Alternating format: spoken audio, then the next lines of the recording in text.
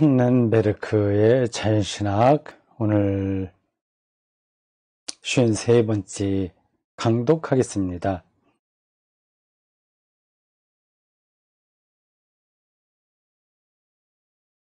(144쪽)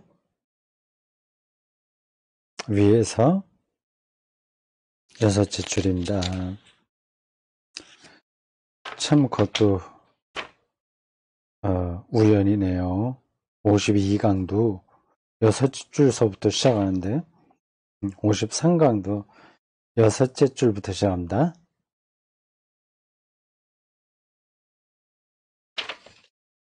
자, 정신 차리고 읽어보겠습니다.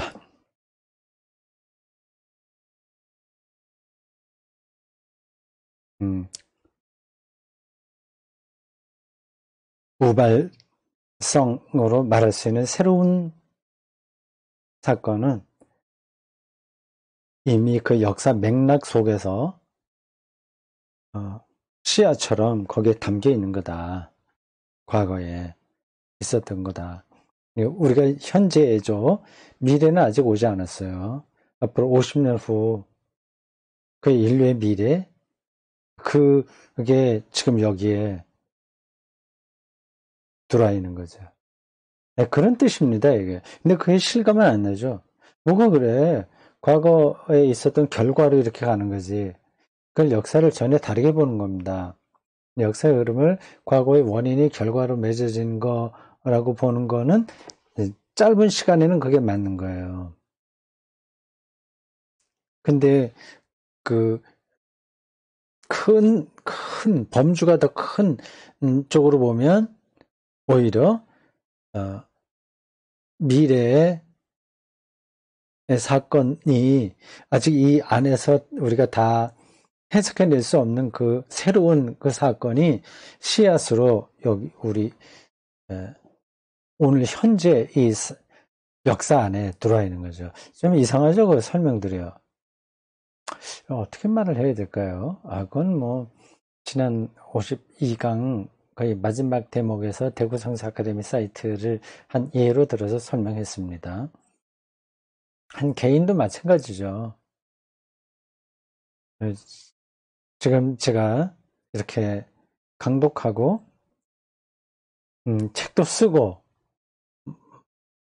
한 이러한 현재 이거는 내가 40년 전 제가 신학교 들어간 걸로 따지면 거의 50년은 아직 안 됐으나 하여튼 뭐 50년 전으로 해봅시다. 그때로 보면 지금 미래예요.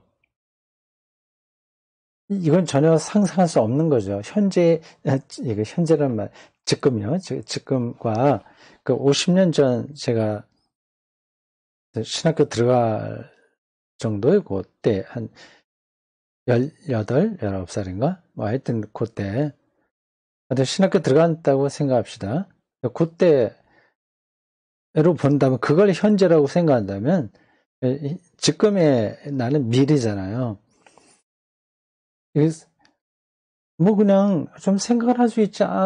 뭐 신학도 공부하고 어떻게 목사가 되고서 뭐 어떻게 할 수 있지. 그걸 생각할 수 있으나 지금의 나 똑같은 이러한 상황, 이 영천에 살면서 뭐 어떻게 하고 뭐 하고 그러한 나는 상상할 수 없는 겁니다. 그 미래인데 이건 미래인데 그 이미 50년 전 거기에 들어가 있는 거죠. 이 새로운 게 우발적인 게 거기 들어가 있다. 이렇게 역사를 보는 겁니다. 그건 뭐 일리가 있다고 생각해요.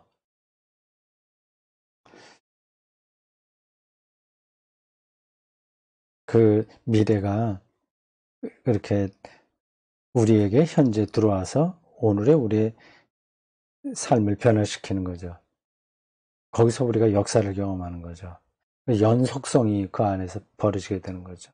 근데 연속성을 끌어가는 힘은 그 미래에 있다. 그 얘기입니다. 그렇다면 상황을 설정하는 인간의 시간의식은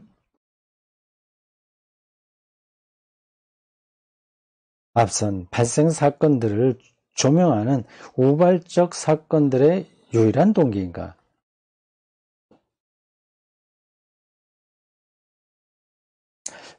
여기도 시간이 중요하게 나오고 있거든요. 물리학에서도 시간은 대단히 중요한 건데, 철학에서도 중요하죠. 철학, 신학, 물리학, 여기서 이야기하는 그 시간 이해를 비교하는 것도 굉장히 재밌을 것 같습니다. 근데 굉장히 큰 작업이죠. 이미 그러한 연구는 많이 되어 있을 겁니다.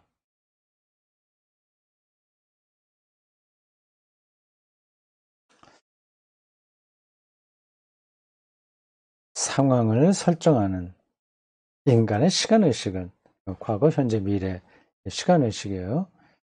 앞서 발생한 사건들을 조명하는 우발적 사건들의 유일한 동기인가? 아니면 인간의 시간의식은 새로운 우발적 사건들 자체를 구성하는 일부로서 과거와 관계하는 것인가?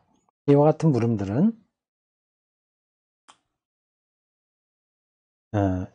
물음들은 인지 이론의 문제들과 깊숙이 얽혀 있다. 이거 또 복잡한 분과가 나오네요. 인지 이론. 이건 정말 우리가 배운다는 자세로 읽어야 되겠습니다. 인지 이론. 하지만 우리의 경험이 경험된 발생 사건들의 통일성을 단순히 창조하는 것이 아니라 이미 그 통일성을 전제한다는 가정을 뒷받침해주는 근거가 존재한다. 우리의 시간의식에 선행하는 연속성은 우리 시간의식, 과거, 현재, 미래 의식하는 그보다 선행하는 연속성은 발생 사건들이 앞선 발생 사건들에 적절히 부합하지 않는다면 발생 사건들 속에서 앞에서도 얘기했지만 발생 사건 이게 원어로 뭔지 정말 궁금하네요. 그냥 사건들이라고 하나 발생이 영어로 뭘까? 독일어로는 뭘까? 번역자가 이런 거는 탁 앞에서 하면 달아줬을까요? 제가 기억을 못하나? 그러면 해줘야 책 읽기에 도움이 되는데 발생 사건들 속에서 연관 관계들을 발견해낼 수 없다. 그래서 지금 일어나는 사건들은 우리에게 앞선 발생 사건들을 지시해주는 힘을 갖고 있고 그 힘을 통해 우리는 앞선 발생 사건들 지금 일어나고 있는 사건들의 빛에서 새롭게 이해하게 되는데 이는 발생 사건들 자체를 통해서가 아니라 과거의 본성을 결정하는 미래 예시들을 통해서 이루어진다. 미래. 그래도 미래가 중요한 거예요. 파네베르크 사유에서는 역사를 볼 때는 미래에 초점을 두는 겁니다. 근데 그거를 지금 설명하느라고 여러 가지 복잡한 논의 구조를 펼치고 있습니다. 앞에서 일어난 발생 사건, 뒤따라가는 발생 사건, 이렇게 얘기하는데, 그 미래가 뭐든 존재하는 근원이라는 거예요.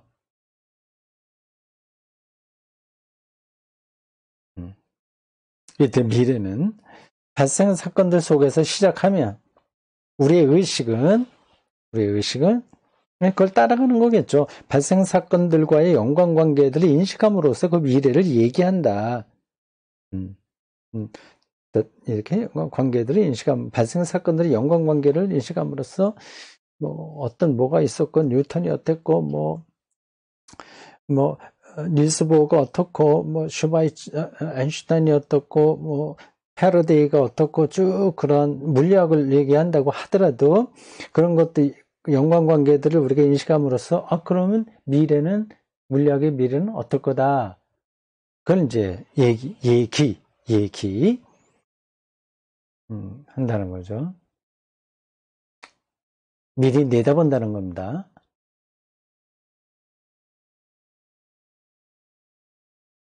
따라서 현재 발생 사건들 속에서 시작하는 미래는 과거의 발생 사건들을 매번 새로운 경험으로 정돈시켜주는 관점의 근원이 되는 것이다.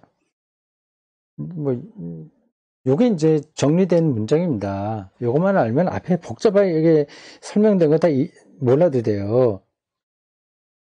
요건 신학적으로도 아주 깔끔한 설명입니다.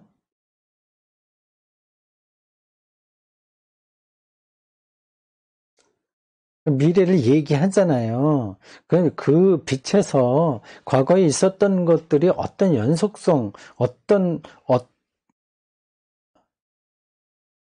그걸 어떻게 새로운 것으로 경험할 수 있는지를 알게 된다는 겁니다. 미래 빛에서 볼 때. 그건 뭐 앞에서도 한번 나왔던 설명이죠. 우리 대한민국의 현대사만 보더라도 일제시대 끝낸 다음에 뭐 미군정, 뭐 6.25, 뭐 등등등등, 뭐 이승만, 뭐 박정희, 군사독재, 뭐 쭉 여기까지 오지 않았습니까? 지금 이제 그게 이제 그 당시는 몰랐으나 이제 그게 어떤 사건들인지 정확하게 알게 되는 거죠. 새롭게 그거를 경험하게 하는 겁니다. 근데 그러한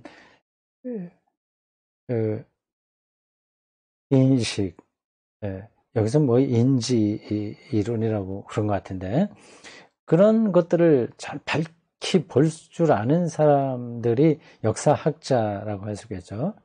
선지자들도 다 그런 사람들입니다. 미래를 얘기함으로써 현재를 새로운 것으로 경험하는 겁니다.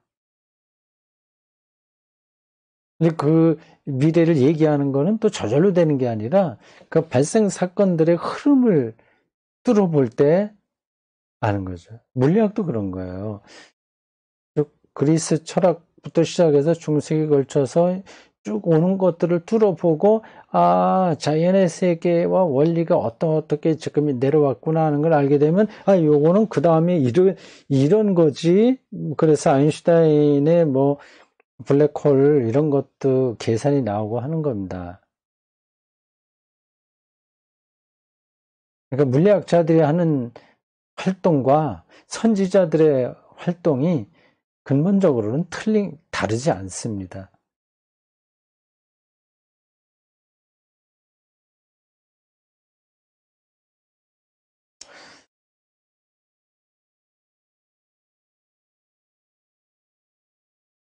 그 얘기를 지금 파넨베르크가 다음 단락에서 시작하네요. 다음 패러그래프에서.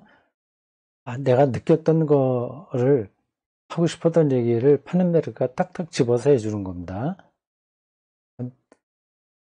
착하네. 이스라엘의 역사 이해 속에서 선지자들의 역사 이해예요. 결국 세계 내 발생 사건들의 연관관계를 구축해 주는 것은 인간의 시간과 역사에 대한 경험이나 역사 내의 인간의 행위들이 아니었다. 그런 걸로 보면은 새로운 것은 없어야 돼요. 오히려 이 연관관계에는 역사시는 하나님에 의해 설정된다. 역사를 그렇게 본 겁니다. 이스라엘은 자신들이 하나님의 약속을 통해 명백하게 미래로 지향되어 나가고 있다는 사실을 통해 이러한 확신을 가질 수 있었다. 그러므로 이스라엘 역사의 우발적 사건들은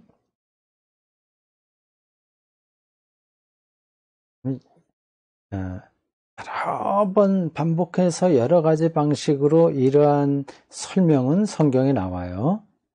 역사의 우발적 사건, 놀랍다. 이게 새롭다. 모두 처음 경험하는 거다. 하나님께 영광 돌리고 찬양했다. 이런 것들입니다. 그게 이제 우발적 사건들 가리키는 거죠. 그 사건들은 여호와가 그의 약속과 관계하는 방식으로 이해되었다. 현재 사건들이 이미 주어진 약속을 위반하고 있거나 단지 근사적으로만 들어맞고 있는 것처럼 보일 때에 이상하네. 왜 이렇게 우리 하나님을 믿는 이스라엘 백성들이 고난받고 있을까? 뭐 그런 거? 왜 정의가 훼손되나? 이런 거? 이처럼 보일 때 오히려 이 확신은 더 힘을 발휘하였다. 하나님이 하신다는, 하나님이 궁극적 리얼리티라는 그 관점이죠. 약속에 대한 이해 자체가 역사적 경험 과정을 통해 수정되었다. 약속이 수정되는 거죠. 하나님의 계획을 하나님이 바꾸는 일들도 나오게 되죠.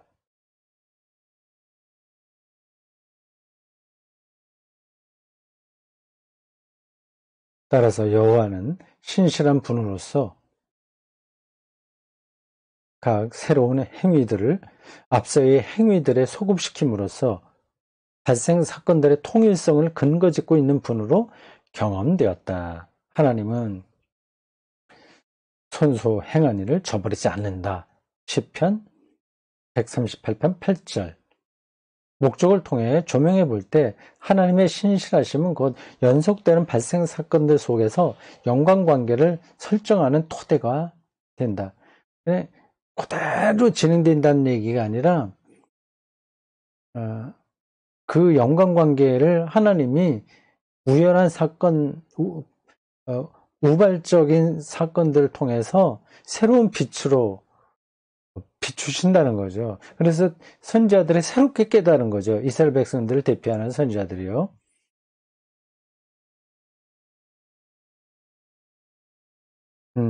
역사에 대한 유대인들의 고유한 통찰인데 그 근본은 그 우발성이다. 그리고 미래적 존재론이다. 이게 이제 파넨베르크가 보고 있는 관점입니다. 그게 자연과학에도 많은이 아니라 중요한 점을 시사하고 있다. 그 입장입니다. 이스라엘의 역사 경험이 그 과학자들의 자연 연구의 역사 경험하고도 맞닿다는 거죠. 맞닿아 있다는 거죠. 좀 이상하죠? 그건 자연과학하고 역사 경험하고는 좀 다른 건데, 근데 그 자연과학 자체만으로 보면 다르죠. 근데 그것도 역사잖아요. 역사.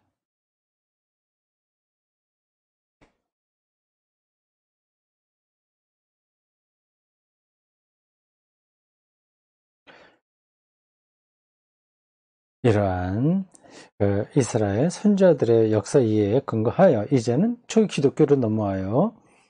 초대 기독교는 고대 이스라엘의 역사 이해로서 포로기 이후에 종말론적이고 묵시적인 얘기들을 전수받았다. 얘기가 expectation, 그 영어군요. expectation, 전수받았다. 미리 내다보고 기대하는 걸 가리킵니다. 얘기는 종말론적이고 묵시적인 기대를 전수받았다. 그러나 기독교는 묵시적 종말론에 묵시하고 종말이 이제 같이 붙어 다닐 수도 있는데 약간 의미는 다르긴 해요. 근데 종말에 모든 실제를 보는 그 근거를 둔다는 점에서 비슷한 역사 이해입니다. 그 차이는 지금 말씀드리지 않겠어요. 그래서 비슷하게 말합니다. 묵시적 종말론의 결정론적 세계관과는 달리 묵시적이라는 거, 종말론적이라고 하는 게 같이 붙어서 그러는데 묵시 사상이 이제 역사 결정론적입니다. 근데 기독교의 종말론은 결정론은 아니죠. 그러니까 묵시적 종말론의 결정론적, 이게 정확히 번역한 건지 모르겠습니다. 묵시적 종말론의 결정론적 세계관과는 달리 하나님의 행위 속에서 우발적인 것을 새롭게 경험함으로써 시작되었다. 기독교가 새롭게 역사를 경험하게 됐다고 하는 거죠. 이제 궁극적으로 예수 사건인데 그걸 어떻게 설명하려나요? 고대 이스라엘의 역사 이해를 뒷받침하는 신학적 토대는 기독교의 역사 신학 속에 계속 영향을 끼쳤다. 그건 맞아요. 그래서 우리가 구약 성경을 기독교의 경전으로 받아들인 겁니다. 또한 그것은 근대 서구의 역사 철학과 역사적 방법론 일반으로 하여금 역사의 통일성 자체가 신학 이외의 다른 것에서 근거를 찾을 수 있을까에 대해서 묻게 만들었다. 만일 개인과 국가와 심지어 문명의 주기조차도 문명이 무너지기도 하고 다시 나타나기도 하잖아요. 전체로서의 역사의 통일성을 보장할 수 없음을 고려한다면 만일 통일된 종으로서의 인간의 통일성이, 이거 좀 복잡한 말인데, 통일된 종, 인간종이라는 거예요. 인간종. 인간, 얼룩말, 이런 것처럼 종이 있잖아요. 통일된 종으로서의 인간의 통일성이 여전히 비역사적, 추상으로 남아있음을 첨언한다면, 이게 무슨 말이야. 만일 전체로서의 인간이 역사와 뒤섞이는 것은 단지 목표에 불과하며 역사 과정으로부터 추론된 주제가 아님을 유념한다면, 그리고 만일 역사의 전체성은 아직 그 실현되지 않은 미래를 포함해야만 한다는 것을 고려한다면, 그렇다면 우리는 그저 바로 그 역사를 말할 때 야기된 심각한 난점을 인식하게 될 뿐이다. 이게 조금 복잡했네.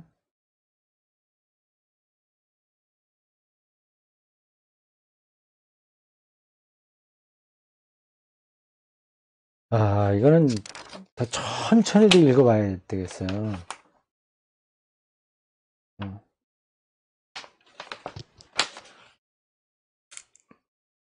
시간을 제가 잠깐 봤습니다.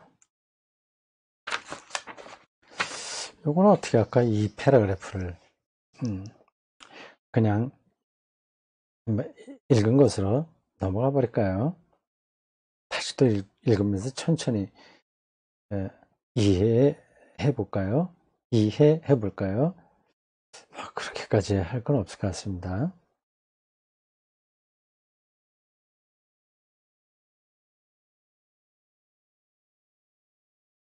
하여튼 심각한 난점이 있다, 이제 그 얘기인데, 그 흐름을 내가 지금 책 읽기에서 집중을 안 해서 그런가, 아니면 좀 어려운 내용이라서 그런가, 딱 붙들지 못했어요. 그 다음 패러그래프를 읽으면 좀, 무슨 뜻인지 드러나지 않겠습니까? 예, 다음 패러그래프는 좀 천천히 그 난점을 인식하게 된다고 했으니까 그게 어떤 내용인지 나오겠죠. 보겠습니다. 기독교는 이제 유대교의 구약에 나와 있는 그 역사관을 이제 그대로 물려받았고 영향을 받은 건 분명한데, 그 유대교의 묵시적인 역사관, 그건 결정론적인데, 이건 결정론은 이제 이미 정해져 있으니까 그 방향으로 나간다는 거고, 근데 개방적인 역사관이라고 할 수 있겠어요. 기독교는. 기독교의 종말론은 결정론적인 게 아니라 종말론적으로 열려있는 세계관입니다. 하여튼 그거는 분명하니까 그런 차이점을 지금 이야기하려고 하는 겁니다. 하나님의 행위 속에서 우발적인 것을 새롭게 경험함으로써 시작됐다. 그 우발적인 것을 새롭게 경험했다. 그것은 바로 예수 그리스도의 운명에서 일어난 어떤 사건을 가리킵니다.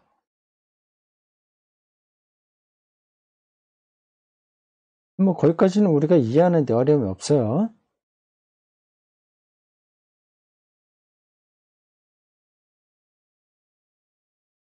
됐어요. 넘어가고. 그 다음 패러그래프입니다. 유대인의 사유는, 유대인의 생각, 사유는, 생각하는 방식, 이런 것들은 역사적으로 활동하는 하나님의 통일성 속에서 모든 발생 사건들의 통일성을 발견할 수 있었다.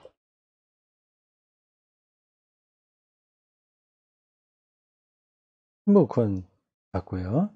하나님의 통일성 속에서 모든 사건들의 통일성을 발견할 수 있었다. 기독교는 나중에 역사 자체를 하나의 통일성으로 인식할 수 있었다. 나중에요? 이게 또 무슨 뜻인가? 나중에라고 하는 말은 왜 붙었을까요?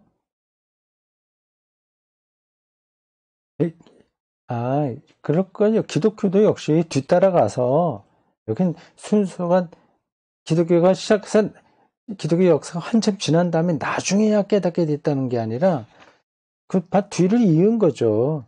유대인의 사유에 뒤따라가면서 역사를 하나의 통일성으로 인식할 수 있었다. 그때 아닐까요? 뭐 다른 뜻인가? 보겠습니다. 왜냐하면 기독교인들에게 역사의 목적은 이미 과거의 사건이 되어버렸기 때문이다.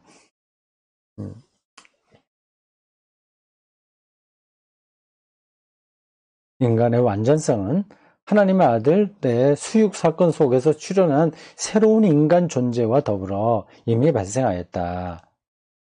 하지만 역사의 통일성 개념이 이상의 신학적 뿌리들로부터 완전히 분리될 수 있는 것인지 회의하지 않을 수 없다. 조금 그래도 까들어요. 각주 29번. 이에 대해서는 필자익을. 앞에서도 한번 나왔던 아티클입니다. 하이스 게슈엔 온트 게슈기테. 구원 사건과 역사. 거기에요. 그리고 다른 사람의 책도 하나 여기 소개되어 있습니다. 호이스라는 사람이 전개하고 있는 시도는 오늘날 신학적 전제 없이 세계사 개념을 구성해내는 것이 얼마나 어려운가를 보여준다는 점에서 참으로 교훈적이라고 할 수 있다. 신학적인 전제 없이 세계사, 역사 개념을 구성해내는 건 좀 어렵다. 그 뜻이에요. 그는 먼저 세계사의 통일성을 인간 종의 통일성에 근거하였다. 후에 그는 역사적 개별성의 관점에서 볼 때 그와 같은 보편적 개념은 허구적 특성을 담지하고 있음을 인정하였다. 자, 그건 뭐 그런 걸로 또 넘어갑시다. 마지막 짧은 패러그래프입니다. 현재 상황에서 이 토론을 계속 전개해 나가는 것은 무의미하다. 그렇죠. 이건 너무 방대해요. 우리가 지금 우발성과 자연법칙을 이야기하는데 특별히 우발성과 연속성에서 이건 또 하나의 다른 주제로 가지를 쳐서 나가는 것 같아요. 이렇게까지는 지금 갈 계제가 아닌 것 같습니다.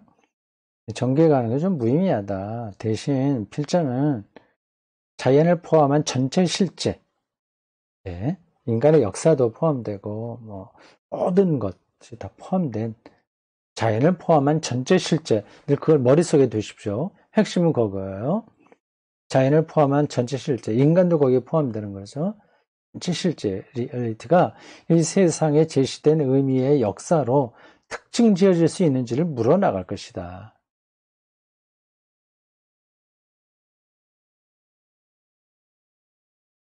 이상에서 제시된 의미의 역사.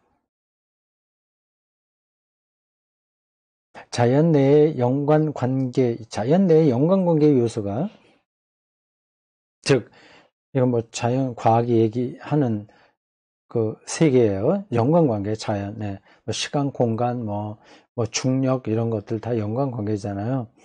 그 연속성의 요소가 인간 역사 속에서처럼 우발적 발생 사건들 속에서 소급된 연속성으로 이해될 수 있는지를 물음으로써 그 물음을 보다 심화시켜 나갈 것이다. 그렇죠. 이게 핵심이지.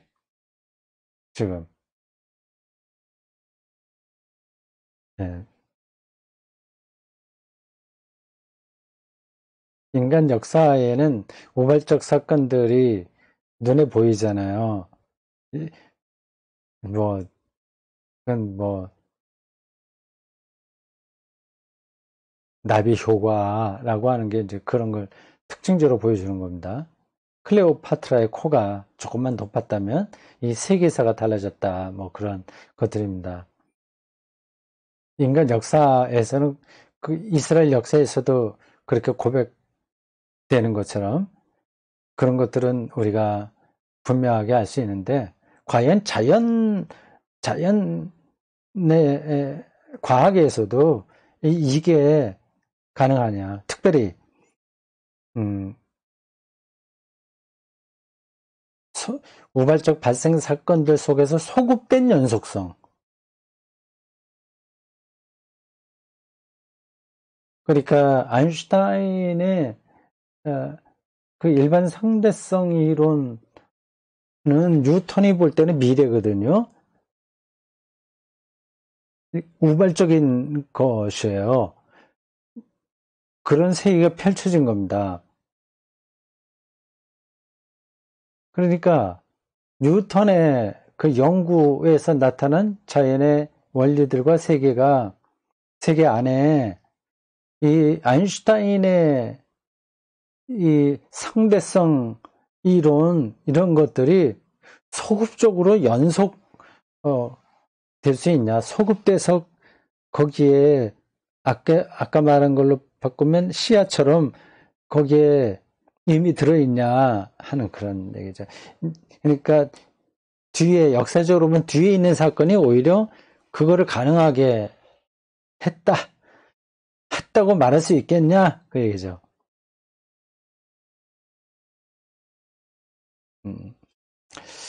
자, 오늘 여기까지 하겠습니다.